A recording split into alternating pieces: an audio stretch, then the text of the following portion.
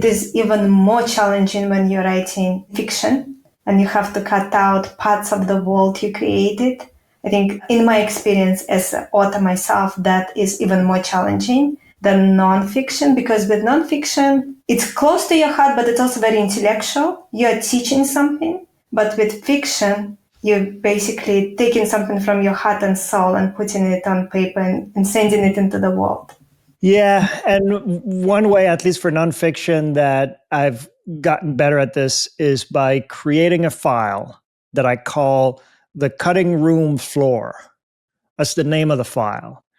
And when my editor would say, take that out, for example, I have a bit of a fascination with billionaires. I've read so many biographies of billionaires, and I'm interested in what motivates them, why a lot of them appear to be pretty horrible at relationships, but why at the same time are they so successful?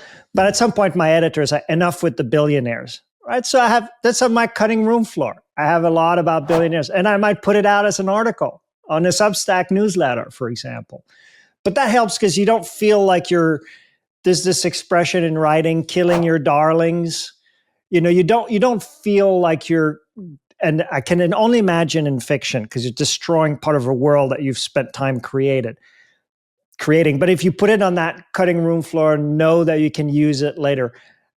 A good writer once told me, good writers don't throw anything away. And so you just keep it somewhere for later.